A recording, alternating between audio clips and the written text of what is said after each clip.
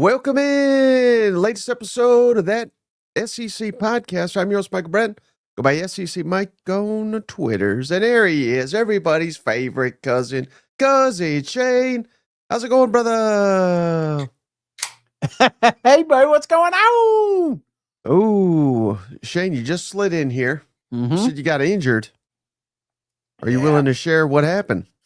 Well, I'm getting old, Mike. You know what I'm saying? I'm turning 43 years old, and we got up to the tee box, and I didn't warm up, man. I just jumped right in, and I felt like we had to get going. You know what I'm saying? Because we kind of got in front of this older couple, older than I, and about hole 2, brother. Man, I hit something on my arm, and I don't know. It's my good arm too. You know what I'm saying? Yeah. And after that, about 3 holes of this thing, it got pretty bad. But you know, I thought, what would Kirby Smart do? You know, so I toughened up, and I ended up shooting 103, which is you know, not too bad for a big guy. That's, you know, first time golfing, I think. But all in all, it was a good day. But I think I'm going to be on the IR for a few days. Yeah. So you're out for the rest of the spring, like some of these guys? Yeah, you know, you got to play sore, play hurt. You know what I'm saying? And I think I'm playing a little hurt here. So we'll see. I've been getting with Chat GPT, and I was like, hey, what do I need to do? And it said I need to do the ice, elevate it, and compression. Or I think I called it something like that. Rice, something like that. I don't know. Rest. Are you doing that right as we speak? Or are you waiting until you get off here? No, I just took the ice pack off, you know, and my wife, she gave me some ibuprofen. So we'll say, hey, I'll be fine. You know, it's just a minor setback for a major comeback. That's what I like to say, Mike. So I'll be back, and I think I'm going to start televising some of these golf rounds. You know, it's going to be on probably, yeah. So I'm looking forward to it. It's a fun sport. It gets me outside. I hate going to the gym. Obviously, I hate walking. But you don't realize you're doing all that on the golf course, even though, you know, I got a golf cart. Right. Well, hey, how do you segue from that? I had a good one, but then I lost it halfway through that rambling. But as always, got to remind you, Cousin Shay, we're brought to you by MyBookie, mybookie.ag. That's the website, the online sports book. Head on over there, put in that promo code, that SEC, THAT SEC, and they're willing to give you a 50% instant bonus match. The rest of, I know we're running out of time here, Shane. If you're a Florida fan, I mean, I feel like it's a smart money to put it on Florida. If you're an Auburn fan, you got the best day player in the country. Put it on Broom, whoever it is, as long as it's not Duke. Head on over to MyBookie. And I just wish, maybe we can talk to MyBookie about this, but I wish we could do an over-under on how many more rounds of golf Shane's got in him, at least for the month of April here. I would say I'm day to day. You know what I'm saying? Like if I had to put a tag on it, you know, I think I'm day to day here, but I should have a better diagnosis in the morning. All right. Geez Louise says you're on the injured list. Cousin Mike says you're doubtful for the next game. I'm like Napier searching for, I'm calling your dad, see what he thinks I should do. You know? And Cousin Sam says, hopefully, Shane, you'll be in the Masters next year. I hope, man. I keep putting in for that thing. Obviously, I've never won it. I think they're afraid of the damage I'm going to do the egg salad if I get down there, you know? Right. But I would absolutely love to go to the Masters, and it's awesome. I love watching it. You know, I'm not a huge golf watcher, but I don't know, man. Maybe Papaw's on to something, Mike. The older I get, the more I'm starting to enjoy it. You know, my version is watching TikTok videos and then I'll say, oh, that's an easy fix. I can do that. And then I get out there and I'm like, it all goes to shit. You know? Yeah, no, I feel you. But all right, so let's transition into what I wanted to talk about here, Shane. Yes. You're on the injured report. Yes. I'm a little sleep deprived. I'm battling my own issues over here, right? So I was getting ready. I was listening to all these press conferences. These coaches were putting me to damn sleep, most of them, Shane. So I scrapped a lot. We do got a couple clips, but I scrapped the vast majority of them because I needed to be alive and ready and fired up for this show. And I'm ready to piss some people off, Shane. I'm going out. I'm doing it. It's April 1st. This ain't no April Fools. Predicting, Shane, 10 upsets for the 2025 season And I'm strictly going off of who I assume will be the point spread underdog. Does that make sense? Is this in order of, let's say, most likely to happen, least likely to happen, or is this just a net cast of 10 of them? No, we don't half-ass anything on this show. We go the full tilt. So yeah, I got it ranked 1 through 10. I'll do number 1 last. We'll start with 10, but that's how we're gonna end this top 10, and I'm gonna see how you all right. Roast my list here. Absolutely. This is Mike's list, not mine. Stop tagging me in it. It's like Callie. I'm getting tagged in every Callie text tweet that's out there. I don't know Callie. So I do know Mike, and I know his list, and I'm looking forward to this one, Mike. Looking forward to the roast here. Okay. Well, we'll get to that at the tail end of the show. Real quick, we got some news and notes around the SEC, Shane. How about this? Did you see this? May have missed it while you were out golfing. This came out of nowhere, I thought. Well, I mean, they've been talking about it for about 48 hours, but before that, I had no idea. Texas A&M lost their basketball coach, Buzz Williams, to Maryland. Who the hell's leaving the SEC for damn Maryland? That blows my damn mind. A&M, I know they didn't quite live up to expectations. At some point last year, they were top 10 in the country. Kind of fizzled in the SEC tournament. Just won the one game in the NCAA tournament. Yep. But and shout out our friend Billy Lucci. Did you see his viral tweet that was going around? Mm-mm. It's from about 3 years ago or something. Yeah. He said, "We got Jimbo Fisher, who's won a natty. We got Buzz Williams, who's tearing it up at Virginia Tech. We got Jim Schlossnagel, whatever the hell his name is, been to multiple College World Series. I feel a championship coming from him." 3 years ago, all those guys are fucking gone, Shane. So shout out Billy. He's the man. But that was just a hilarious tweet. But man, thoughts on that? I know we're not like deep diving on basketball here, but losing a successful coach to Maryland, that just feels like there's something wrong with Buzz here, in my opinion. To be honest, Mike, I follow a lot of Texas A&M fans, and I felt like I was on a roller coaster with them at times. You know what I'm saying? When they were up, and there were some ups this season. We were all in, but then there were some questionable downs, and I feel like the inconsistency is what drove the fans absolutely nuts. And I look at this situation as, hey, he didn't get fired. You ever done that? Yeah. Like you may not have, because I don't know if you've ever been fired, but you have one of those awkward meetings with your manager. It's like, hey, you may want to find something else. This isn't working, top situation. And I'm not saying that's what happened here, but the people that I have followed, it seems like there's maybe not as many riots as there was when the baseball coach left. You know what I'm saying? But it does feel like there's a little bit of like, well, it wasn't working out anyway, top situation. So I wish him nothing but the best. But I think A&M is in a prime situation. This is a team that shows you that they can get to the tournament. They can, compete in the SEC. And I would imagine that the checkbook is open for the next guy. Yeah, it just kind of blows my mind. And my understanding, Shane, is that obviously it is. I know the basketball portal is open right now. Yeah. A&M, I think, is losing 9 guys off their basketball team. Mm-hmm. So they better land themselves a coach, because I believe the portal closes in about a week in college basketball. So that's just something to stay locked in there. How about this, though? Is there like another portal window? Like, I'm unfamiliar with basketball portal. So if after this week, is there another one that cranks up at some point, or is this the last one? I honestly, I can't answer that. Yeah. But it's not really so much that there's not another portal. The issue is all across basketball. This is it's all portal guys now, basically. Yeah. Yeah. And Arkansas, Kentucky, Tennessee, on and on and on. They are essentially already remaking their rosters for next year, right? Yeah. Meanwhile, A&M doesn't have a coach. So who in the hell is going to commit to A&M? And by the time they get someone, all the best players in the portal may have already agreed to join all these other schools.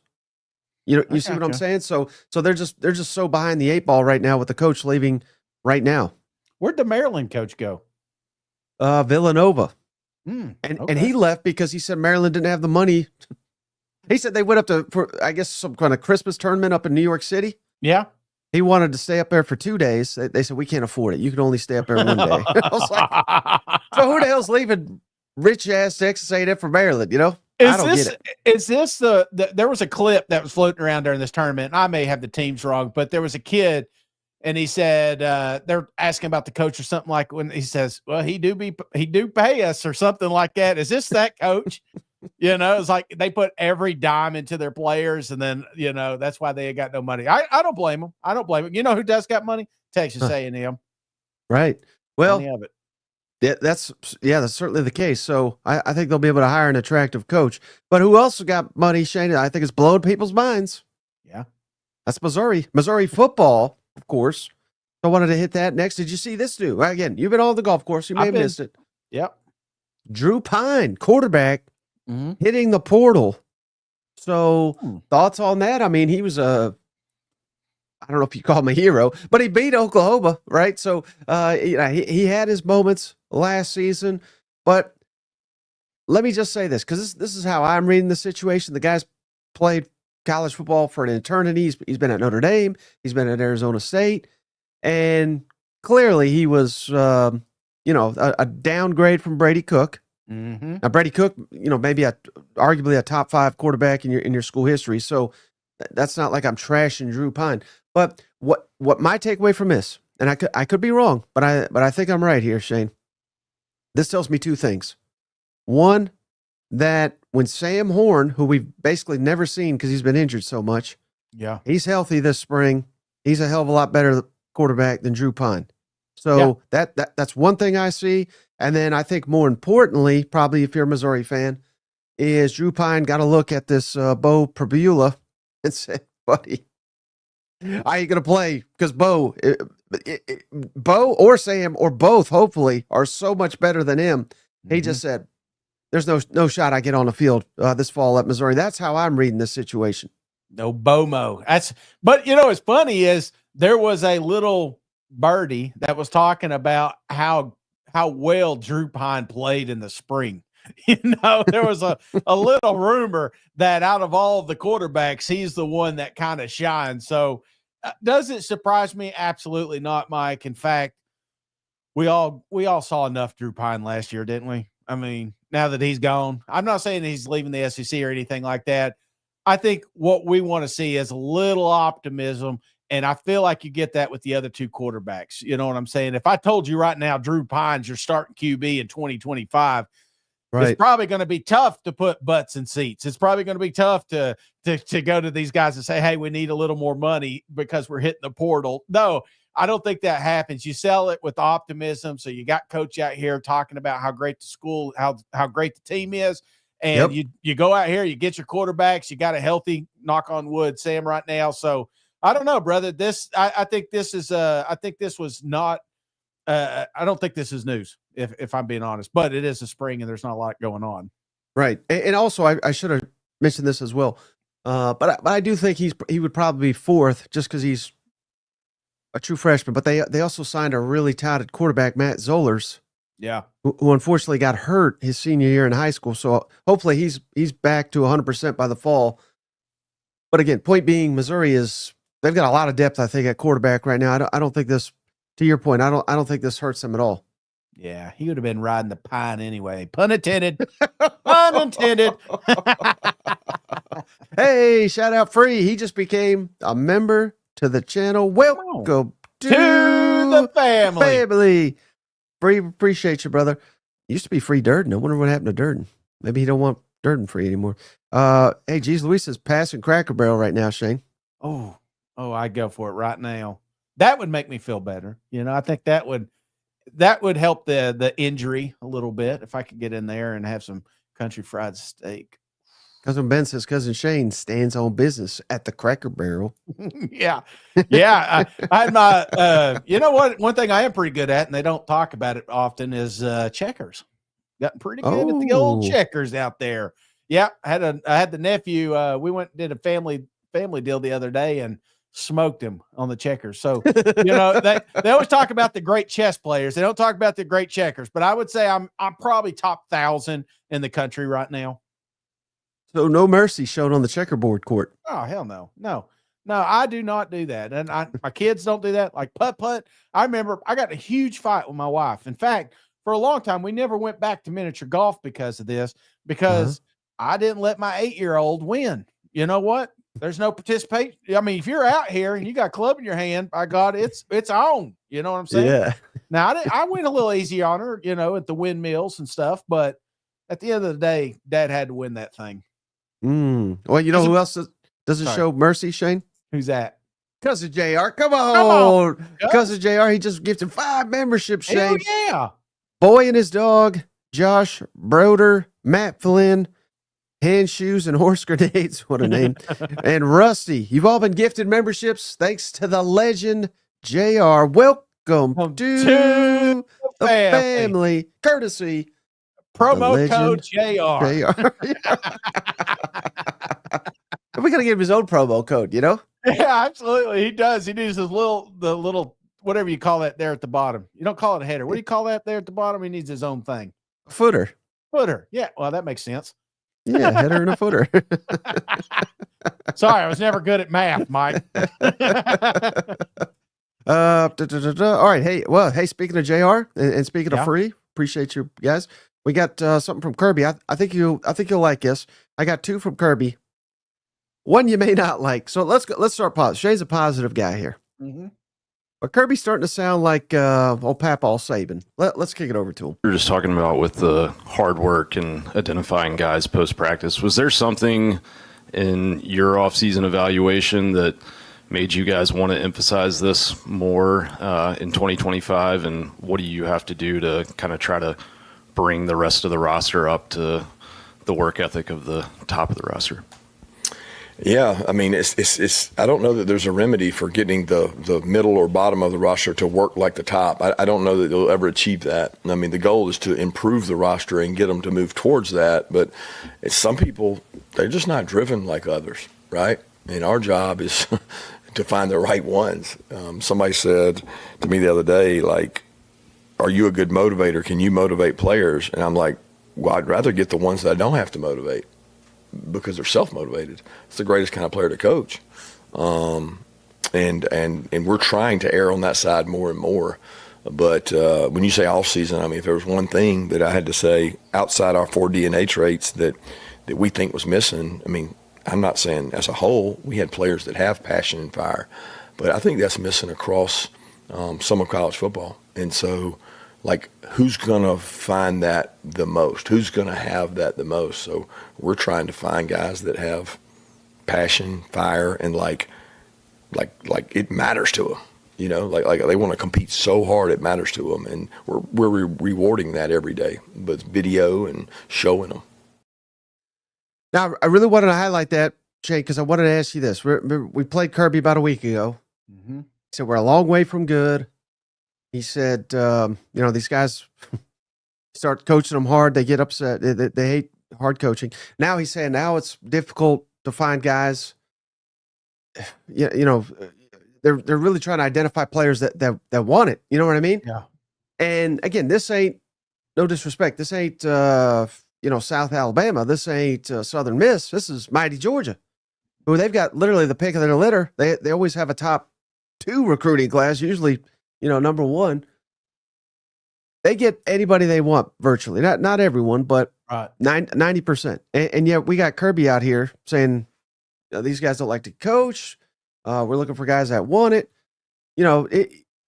Is this just, maybe it's just coach speak and I'm reading too much into it, but this seems like, this is why I compared it to Papal Saban, where Kirby ain't that old, but it's starting to sound a little bit like Saban to me, just kind of like old man here. It is. But I have kids and I get it. This next generation, Mike, they ain't got it. But I mean, honestly, how many times, even at my age, I think, man, if I could go back and tell 18-year-old Shane to do this, if I could have just grabbed him by his ears and told him to buckle up and do this or do that. I'd be in a better situation in my 40s.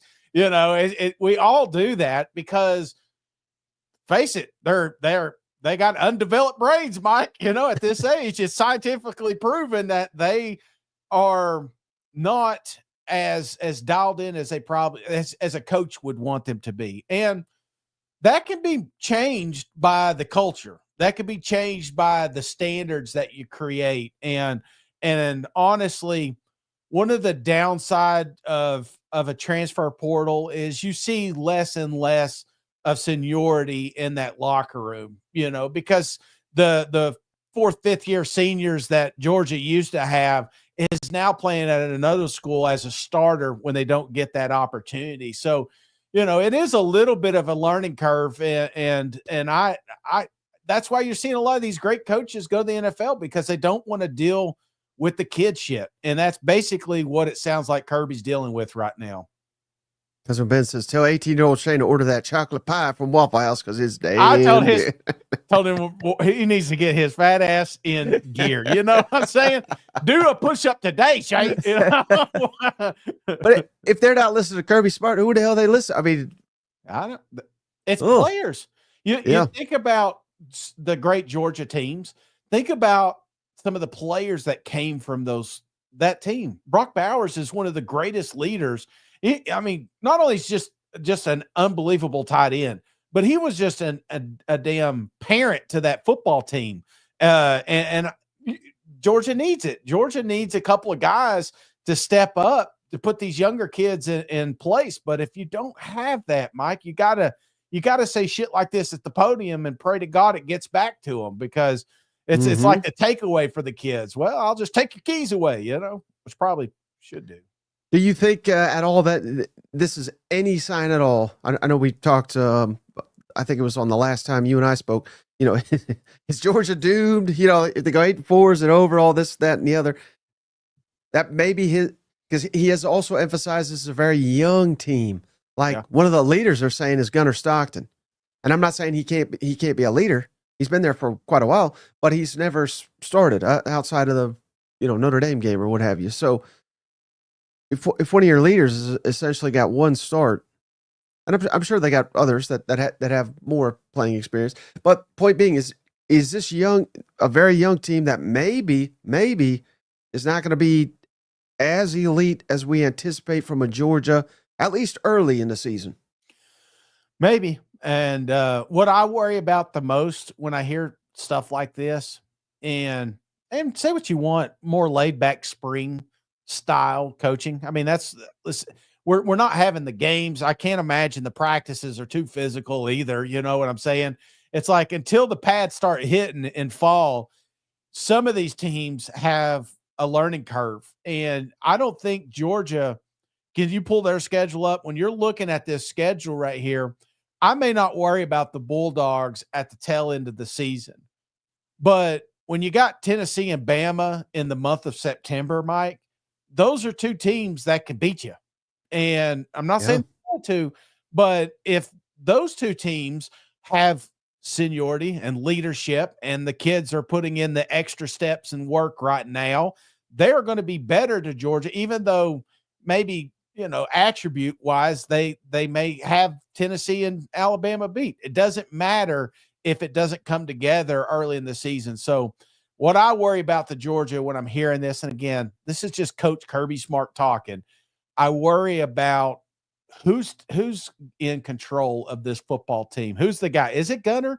I don't know. I mean, I think Gunner's a great guy. I think he, you know, I tried not to, you know, he doesn't drive the Lambo. He doesn't quite have the phone on the hip like, you know, Brock did. But, you know, does he have this locker room? Do the kids believe in him? You know, because if it's not him, it's got to be somebody else. Right. Well, and then we got one other Kirby clip. I don't like to highlight the bad driving because it's easy to mock and all this, that, and the other. But it's clearly an issue. And he doesn't talk about it much, but he was asked about it. I'm just kind of curious your thoughts on how he's handling this. Kirby, you mentioned a couple of years of driving issues. Have you ever thought about saying, look, there's an ultimatum. normally each guy is going to be judged on what he does first defense. Yeah. First defense. That's just on you. But when you've had so many, have you ever said, look, the next person that this happens to, the consequences go up? No, I don't believe in ultimatums when it comes to that. I really don't think that's a recipe for the problem. I don't think that solves anything. We'll continue to look at each one of these on a case-by-case basis, and there's things that surround each one of these outside of just the immediate reaction is, how in the world can this happen again? And I get that, but each one in a case-by-case basis, you have to look at it that these are your children, because that's the way I look at it. And I look at what I would do with my children, and there's 18 to 19 to 20-year-olds. They make mistakes, and the consequences that come with those are based on a case-by-case basis. And that's really what these two right now are dealing with. You need to teach children how to drive in, Kirby. What's your thoughts on all that? Well, I think, if he's treating them like children, then you got to be a parent sometimes. You know what I'm saying? And, my kid just started driving. I think that's part of the reason why you left this small town, Mike, because you knew she's going to have 4 wheels and she's going to be out there. But they've got an app called Life 360. And I can always tell when it's on. I can always tell when it's off. I can look back and I could track the speed. I could see everything, they have this. There's no reason that these cars, you're not ultimatum. One thing, I caught her going over 10 miles over the speed limit, but it was multiple times. And I told her, I said, if I see it again, you're not driving for a week. I'll take you to work. I will take you to school, whatever. I'll be the one that drives you and I tell you, the whole week, I've not seen it. In fact, the closest she got, it was like 9 miles an hour. She called me and she says, I accidentally went too fast, Dad. But the fear is in there because I'm a parent. And Kirby, he can't come out here and say they're like children and then not treat them like children. There are tools that you could use to keep these kids in check. And I'll tell you what, if you're driving over the speed limit, then there should be some sort of fine or consequence on that football team. Yeah. Well, I just figured that you're a parent. I figured you'd have unique insight into that comment there from old Kirby. This has turned into kind of a, what grinds my gears, Mike. All right. Last one before we get to, I'm going to give you 10 upsets here, Shane. Yes. Shane Beamer met with the media. It was largely, it was so-so, but he's been in on this, let's play another team, whether we do it in the spring, whether we do it, in fall camp, kind of like this Deion Syracuse deal, which the NCAA said no to. He even gets into that, but he believes we may be getting these now that we've got a year's heads up here. Sorry. Yeah, I could have said that quicker and saved you 2 minutes, but that's why. Deion almost was able to sneak in that game against Syracuse until the NCAA, said no. Yeah. But that being coming as close as it did, does it give you maybe some hope that this could be something that will be worked on? Yeah, definitely. Sounded like it was close that it was going to happen.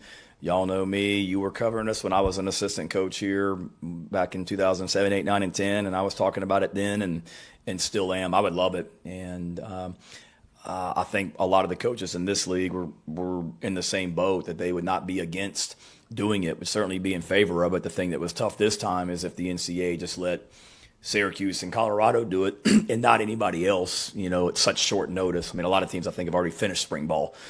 We got some coaches from Furman that were here today. They were already finished with spring practice, so for teams that didn't get that opportunity because they're already done with spring ball, it would be a little bit of a competitive disadvantage for them. But gives me hope, and we'll see what happens. And certainly I'd be all for it, whether it be springtime or, especially in the preseason. I mean, how this right now, this spring, this is the worst spring I can ever remember. Yeah. For college football. And if we had these games, I mean, it would take it from a 0 to like a 10 in a hurry, don't you think? Oh yeah. Yeah.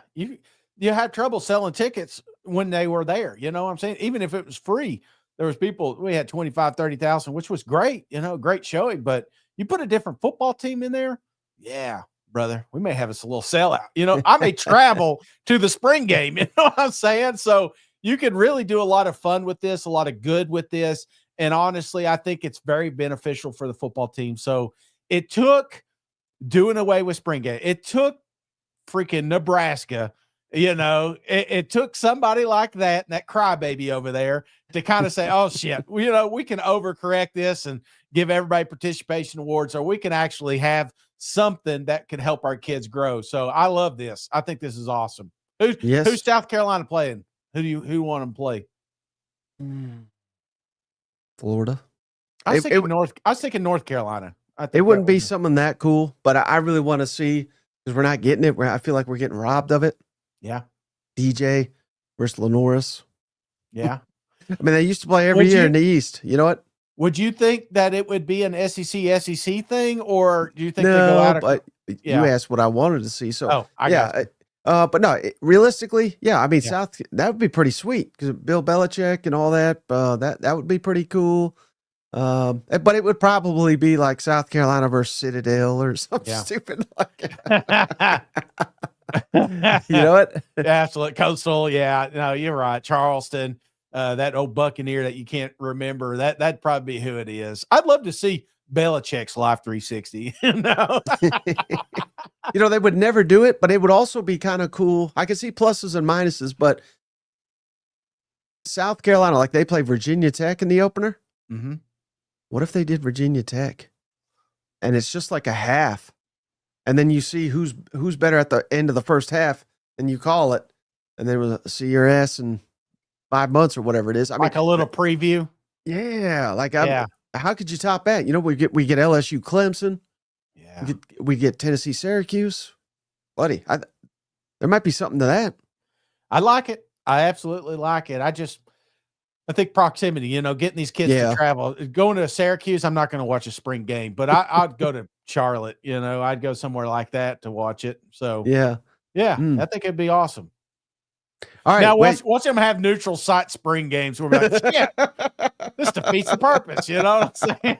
Mercedes-Benz, like, how can I get in on this action? You know what else is awesome, Shane? What's that? Ridge Wallet. Come on, Ridge Wallet. Ridge.com/SEC, Shane. That promo code SEC over at ridge.com. That'll get you 40% off, Shane. They're having their once anniversary sale over at Ridge Wallet. These are unique, slim, modern designs for wallets, Shane. These are state-of-the-art wallets that'll hold up to 12 credit cards. You know what?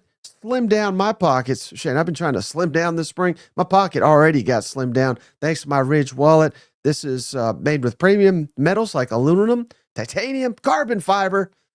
Might be the nicest thing I own, Shane. Lifetime warranty on a Ridge Wallet. This wallet will last you the rest of your life. Over 100,000 5-star reviews. Check them out at ridgewallet.com/SEC. Don't forget that promo code SEC over at ridge.com. Get you 40% off, Shane. You can't beat that price. You can't. Absolutely. No, it's awesome. It's great quality. And, something ever happened to me, Mike, I think the first thing that paramedic would say is like, damn, he's got a nice wallet. Yeah.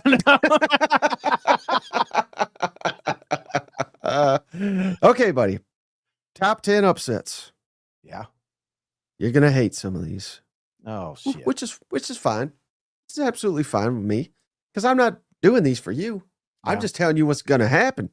And it's time for you to get on board, Shane, with them Florida Gators. Come on, Shane. Come on, Shane. It's starting early. Last year, we shat the bed. This year, we're starting hot.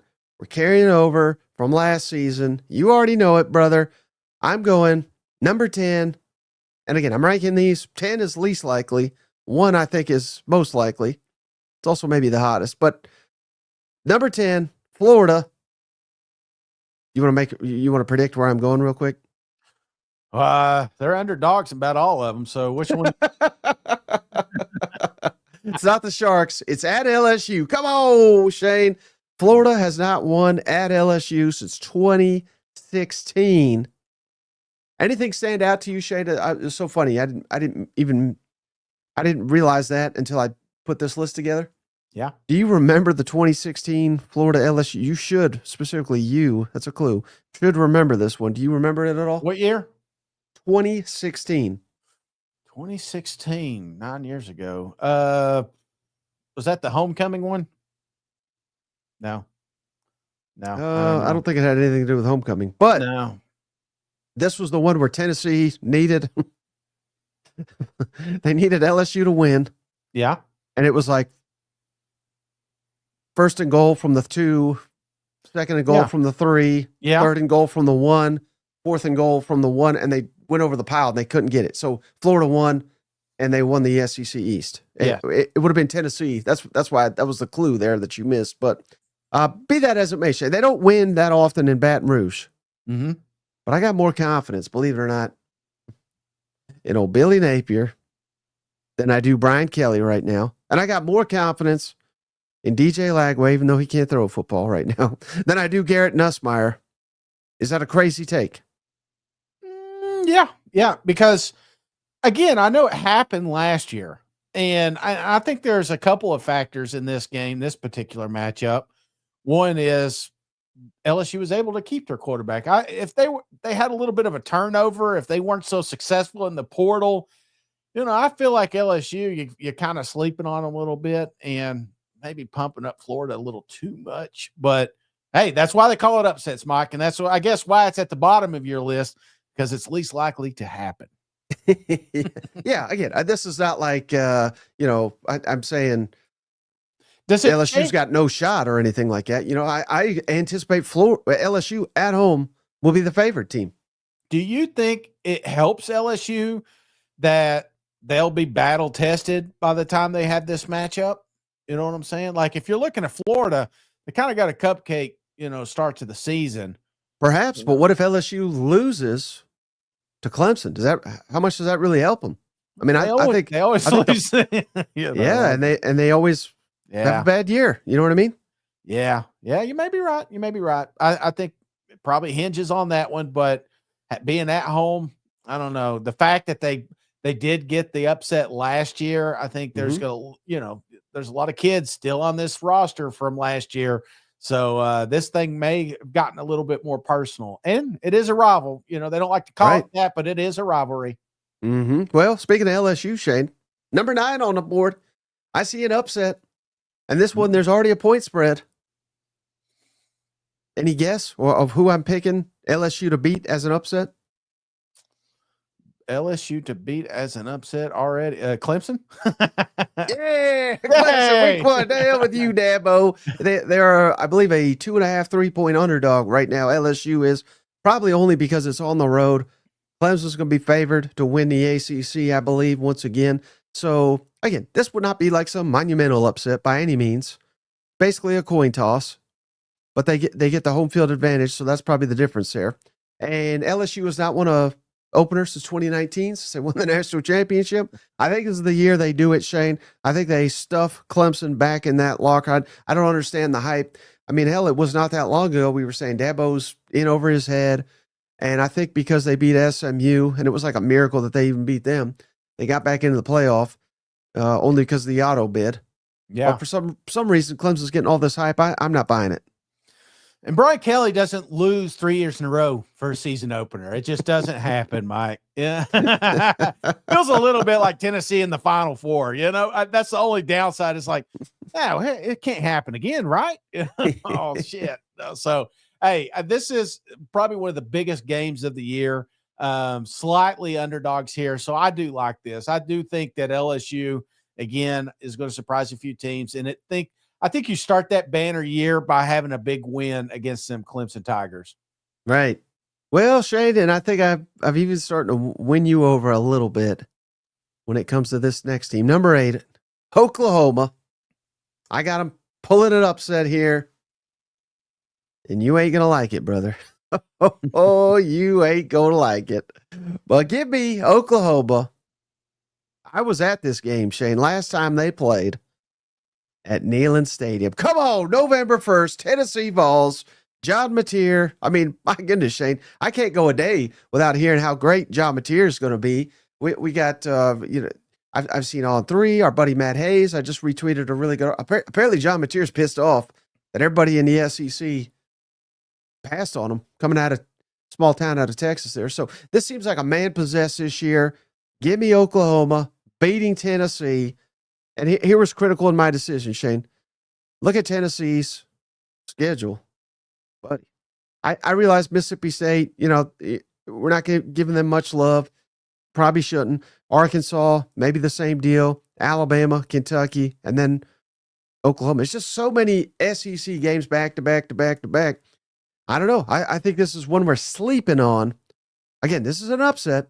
I'm not saying, that Oklahoma's just going to come in here and whoop Tennessee's ass or anything like that. But I don't think it's that big of a stretch if Oklahoma makes massive improvements on the offensive side of the football, so they can go into Neyland Stadium and beat them Tennessee Vols. Speaking of sleeping, I'm sleeping on that hot take, Mike, because it ain't happening. Get the hell out of here. One of the most exciting parts about that game last year was just how emotional it was leading up to it and after. You see Coach Heupel, you see the football team. Say what you want, man. They got up for the Oklahoma matchup, and I think they'll do the same thing here as they're looking for an opportunity for a college football playoff spot. I was worried about them going to Norman last year, but it's different in Neyland. The last time they were there, it wasn't good for Tennessee.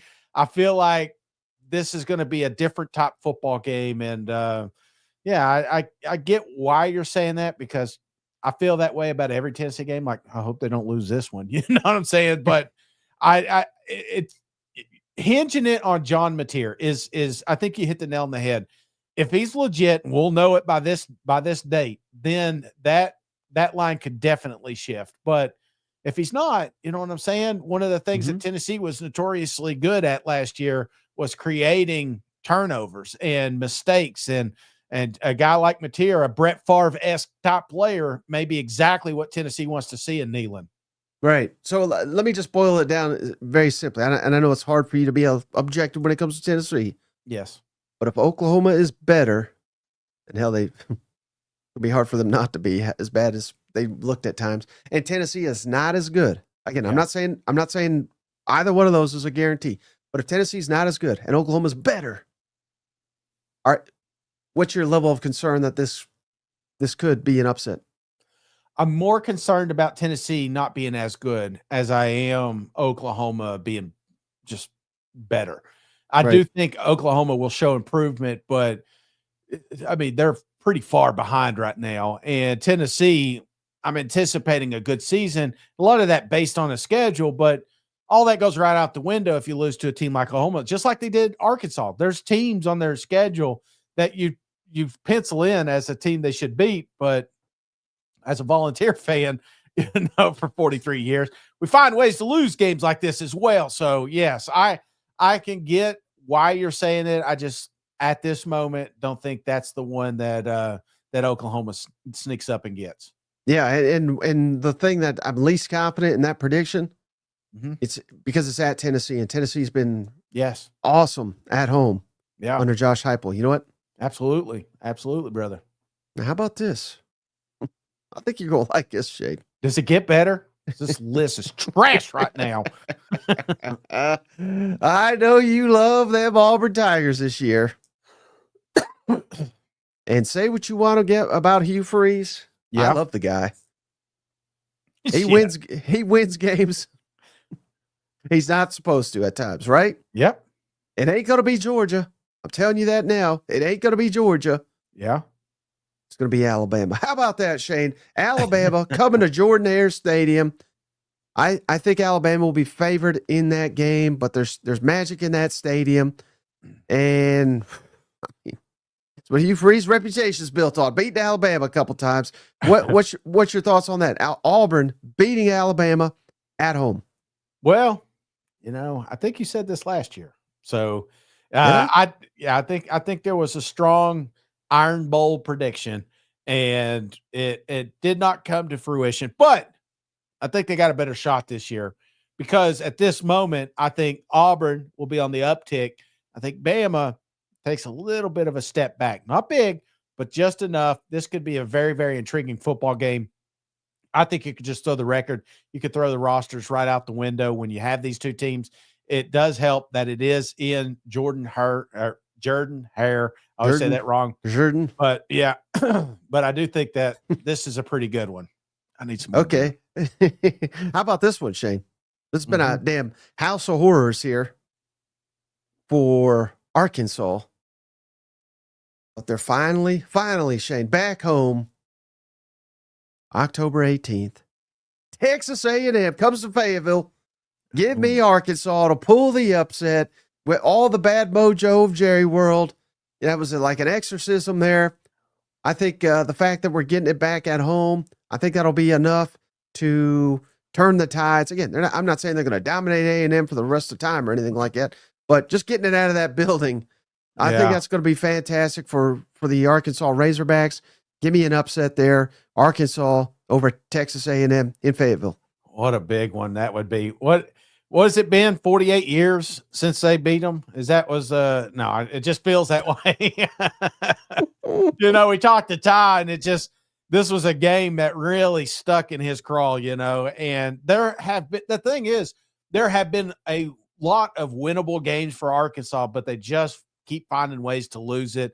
This one could be very intriguing. I think it'll be a coin toss by the time we get to it, brother. I think this will be a really good football game, and you're right. I think there is an opportunity Arkansas could pull off that upset. Yeah. I like this one. Okay. Well, that's 1 out of 5 you like. That's the one right there. That's the show. See you guys. Now, I don't even know if this was considered an upset. I mean, it will be by the odds makers, Shane, but you know how I feel about old Diego Pavia. Yeah. And we know who do you think? There's a lot of people that seem to dislike Diego Pavia. I don't get it. But who loses sleep the most over Diego Pavia? Like when they gave Diego one more year, who said, "Oh, this SOB again"? Hugh freaking Freeze. November 8th. Come on down. Vanderbilt's beating Auburn. Ooh. Give me Diego to go. I think this would be, I'm trying to add it up here. I think he'd be 4-0 against Hugh Freeze if he could do it. He's beaten him at New Mexico. He's beaten him at Auburn twice now. This would be the third time Diego is beaten Hugh Freeze at Auburn. 4th time overall. Again, I don't even know if that'll be an upset by the time that game rolls around. But I don't think Vanderbilt's really going to get the benefit of the doubt from the odds makers for literally any game probably in conference play. No, you're right. You're right. And there may be a shot here. Nah, they'll still be an underdog. Vanderbilt is going to catch somebody, maybe 2 people. They did it last year. It's a very tough offense to kind of prepare for. I kind of lean to surely not this year. When you talk Hugh Freeze, it's like surely not again. But it is right after that Texas game. I don't know. I'm feeling like this is kind of crazy talk the more I think about it. How can I sit here and say Auburn's a fringe playoff team and then worry about the Vanderbilt Commodores? I don't care how nice that stadium is. Get that out of here. You almost had me, but it ain't happening. Hugh Freeze, I'm in your corner. Stop DMing me.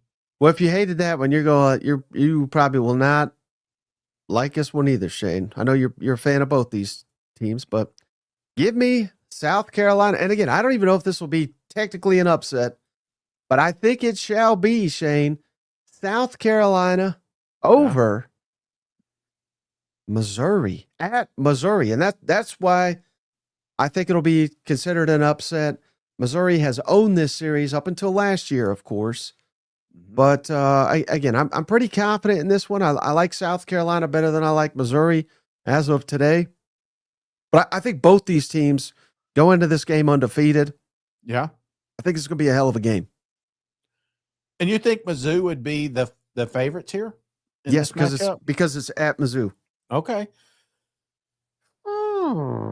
Yeah, I mean, how can you argue? You saw it last year. You know what I'm saying? They had a really tough time doing anything with South Carolina at times. I don't know. It was an emotional game. It was a great game. I still think that this is going to be an awesome matchup. Talk about a lot of heaters in Mizzou's schedule. We talked about how easy their schedule is, but having Kansas and Mizzou within the first 4 games, you know what I'm saying? Two of the teams that you hate the absolute most. This is going to be awesome to watch. Can it happen? Absolutely. I think one of the biggest question marks you're going to have is the quarterback for Mizzou. I know we just talked about Pyne leaving, but what does that quarterback room look like game 4? You know, I know exactly what South Carolina's quarterback room looks like, and it may be the best. So, yeah, I could definitely see an upset being pulled off if South Carolina is technically the underdog in this game. Right. Yeah, they may be favored, but I'm pretty sure they'll be the underdog, even if it's by 1, you know? Yeah. We'll see. We'll see. You going to put something on it? I'll put this on it. Yeah. I'll put a Shop Mando. Come on, Shay. ShopMando.com. Don't forget that promo code SEC. Most importantly, over at ShopMando.com. Shane, what's that promo code SEC get you? $5 off a starter pack, which is 40% off the entire unit there, Shane. What is this starter pack? It's a solid stick deodorant, cream tube deodorant. I love the cream tube. I put that everywhere, Shane. 2 free products of your choice and free shipping. That's what a starter pack is over at ShopMando.com. Most importantly, don't forget that promo code SEC to get you 40% off. Clinically proven to block odor all day and control it for 72 hours. All products baking soda free. Do not tell us about your cookie experience. Shane, you already told us that. It's got nothing to do with Mando, but ShopMando.com, SEC, $5 off. You know what? I'll tell you what it does. People are pleasantly surprised. Big guy smells so good. You know what I'm saying? The elevator opens up and you're like, oh shit, I got to get in with this guy. And then you're like, ooh, this guy smells really good. Thank you, Mando. All right, top 3, Shane. I tried not to have too many non-conference games in here, but I think you're going to love this one. Come on. The luck of the Irish done run out, Shane. Texas A&M's going up to Notre Dame, going to whoop that Irish ass. I think it's going to be a complete reverse of last year. I know we've said that before, but I think Notre Dame is in rebuild mode. I think A&M's out for blood this year. Give me Texas A&M to go up there and just cripple the Notre Dame's chances of making the college football playoffs. I like it, Mike. I absolutely like it. And because Notre Dame should not be I always say this every year, they should not be a team that's in the college football playoffs. Now, granted, they did embarrass them Georgia Bulldogs last year. I don't think that happens. I think that was kind of like the perfect storm. Remember that movie, Mike? When just the factors were coming in. We had 3 hurricanes coming together at the same time. Oh, yeah. I think that's what happened last year with Notre Dame. They've hit their ceiling. The ceiling comes down September 13th when A&M runs through them. I like this. And I didn't realize this. Think this would be like, what do you think the spread would be on this game?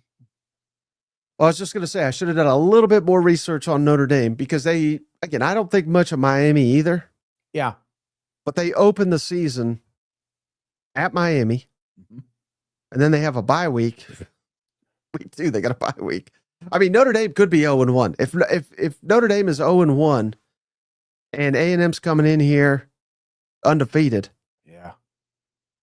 But again, you're not going to get a ton of respect for beating, UTSA and Utah State. But there is a small chance that A&M is favored. But I still think, again, betting favorites, that's something different than really who's the better team.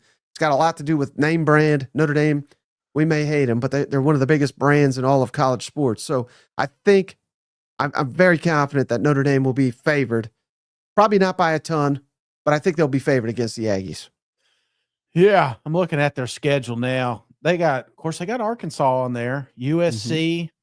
That's about it. That is about it. Boise State, week 5. Other than that, Notre Dame.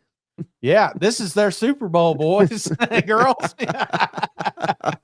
All right, now here's where I really get wild, Shane.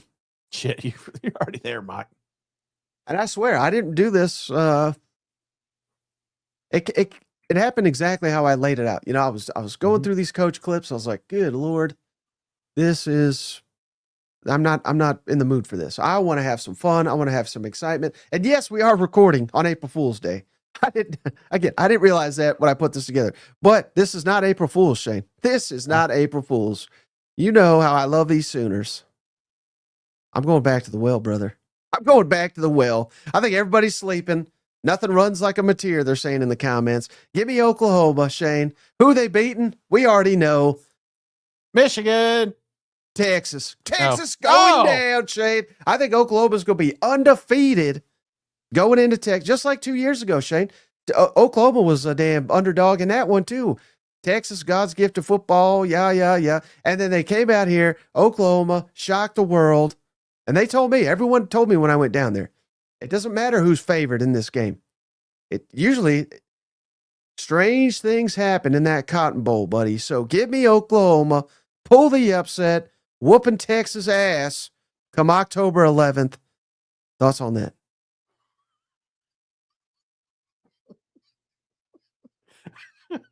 I think you lost your damn mind, Mike.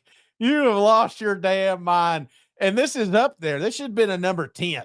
This should have been 11. No, this is number 12. 2. I'm know. confident. I'm confident. He's that confident. No, hey, you get me there in Oklahoma. But now, I don't know how many swirlies they fed you before you got on this damn show today, Mike, but you've had too many. You're cut off. You're cut off. They got Arch Manning, man. You were talking about how material. They got Arch freaking Manning. Don't forget. Yeah, they sure do. They sure do. All right, number 1. If you think that was wild, oh man, I'm uber confident about this one. But I think no one will anticipate this, right? This could be a wild one, Shane. I'm going to the well. I know you're down on Alabama. I'm high on them. Mm-hmm. Which team do you think they're least likely to beat this year? Georgia. At Georgia, Alabama, Shane. Alabama owns Kirby Smart's ass. I think they're, 1-7 against Alabama? I think Alabama's on a revenge tour. Just listen to Kirby Smart. These kids don't want to be coached. We're looking for guys that want to play hard. All I'm hearing is nothing but problems out of Athens, Shane. So give me Alabama. I think hiring that offensive coordinator, Ryan Grubb, I think that's going to be a game changer. Yeah. I think this should be kind of closer to, a pick'em type game. I know it won't be. I think Georgia will probably be favored by about a touchdown. Give me Alabama to go in there, spank Kirby's ass once again. Oh man, what an up and down season Bama's got coming here. Beating Georgia, losing Auburn. Jeez Louise. Probably dropped the Vandy too. They're going to be eyeing the playoff. They're like, we've already got the playoff locked. That's why they're going to lose to Auburn. You may be right. It may be one of those Lane Kiffin-esque, like, do we even need to play this game because we're already in there? So, can it happen? Absolutely. It happened last year, Mike. But will it happen? I don't know, man. Kirby comes out here and says all this. I can't read into coaches. I can't have one coach tell me how great their teams are or how great the spring is going and then think that, hey, let's just crown them, because I don't do that. I don't crown the team, but then you got a coach out here that's frustrated. That's coaching. You know what I'm saying? That's what that is, and doesn't mean they can't fix the problem. It's just they're identifying the problem right now, or at least a solution. So I don't know, brother. The fact that they lost this game last year, they lose it every year. That's true. except for the one time Alabama had all their receivers hurt. Damn, you're right. You're right. Isn't even an upset now, it's just So here it is, Shane. Here's my 10 upsets. I even made a little graph here with the winners highlighted on the right there. Maybe the one you most strongly agree with and the one you maybe most strongly disagree with. Strongly agree with. Give me this, man, that's tough, Mike, because I hate your list. But let me go strongly agree with Texas A&M Notre Dame.